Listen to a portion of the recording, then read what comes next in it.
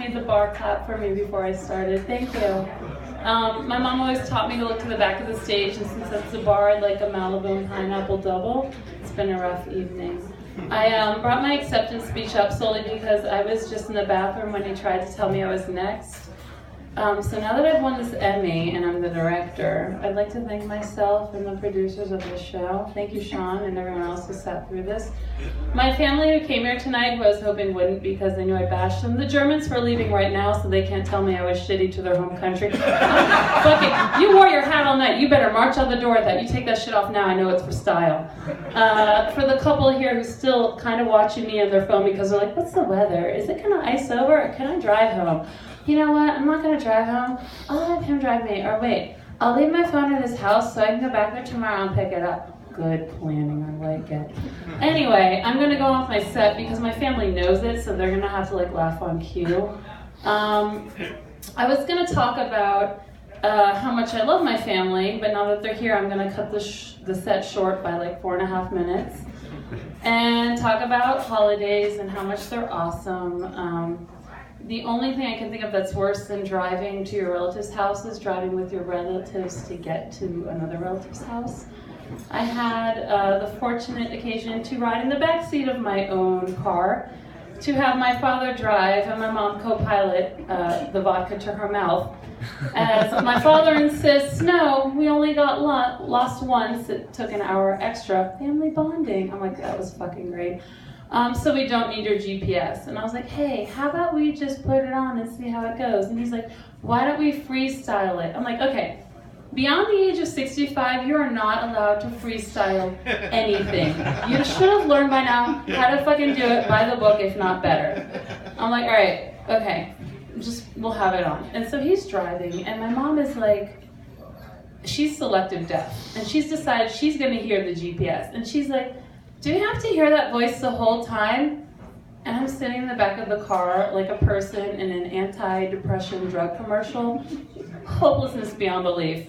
And be like, that's me and I'll take the fucking side effects. And my father is like, oh my God, this is incredible. It knows where we are. And my mom is like, who?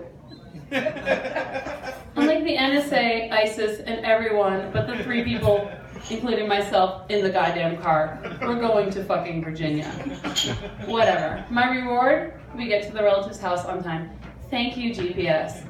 Okay, so I do actually love GPS because I'm a new driver and I find that parking is difficult. And I like the GPS because when I'm driving, it can tell me where I am right before I get into an accident. And I'm like, AAA, I'm here. It's like most people are proud members of AA. I'm a proud member of fucking AAA. It's my new Uber. I'm like, pick me up. And they're like, okay, I think you're abusing the system. I'm like, I'm paying monthly. That's more than Uber. But honestly, I've realized that GPS is really good to adapt to the bedroom. So like, my boyfriend doesn't like to listen to me at all. And when we're in the car, it's like a big feud. We were like, let's go on a road trip until we realized that we can't make it to Rockville together. The other day he was driving and he was really pissed at the other drivers before he picked me up. And he was doing me a big favor by picking me up. And when he got in, he was a shitty fucking mood. I'm like, I could walk. Anyway, I'm in the car. I'm like, oh, he's over his mood. And then all of a sudden, I'm like, if you were my Uber, I don't know what your rating would be. And he's like, get out. I'm like, I've never been thrown out of an Uber. So it's like, we each gave each other 2 stars, and I don't know if I'm allowed in the car with him anymore.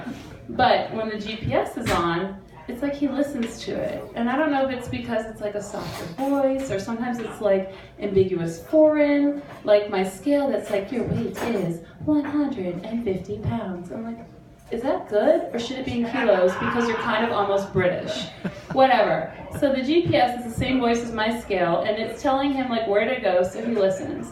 So I was like, okay, I don't really role play in bed, but let's just fucking try this.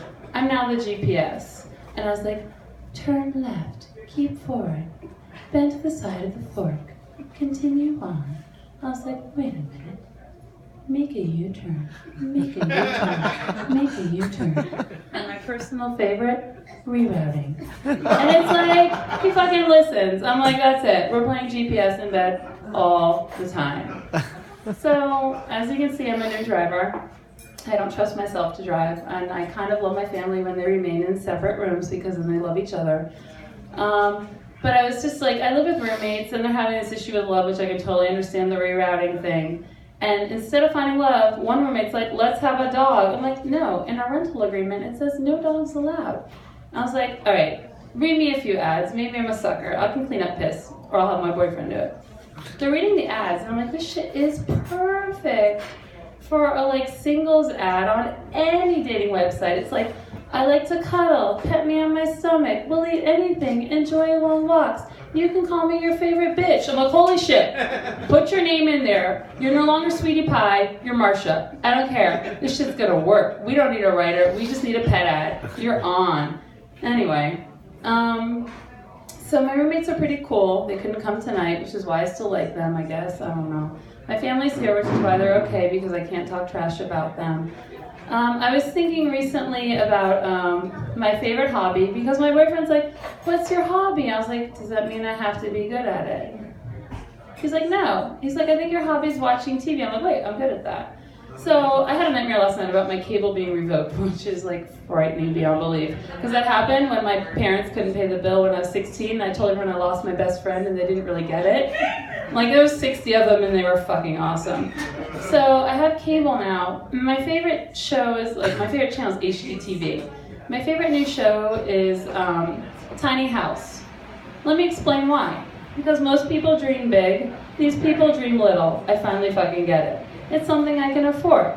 However, these morons are paying for like the space of what you would in a DC studio to have your bathroom on top of your fucking pillow inside of your kitchen with your hot plate. And they're like, oh my god, I love it. Can we put a fireplace and keep our dogs in it and have no wheels and be in our friend's backyard? And I'm like, what the fuck are you even doing with a tiny home? My biggest concern with tiny homes is how do you take a large fucking crap? Anyway, thank you. You guys have been great.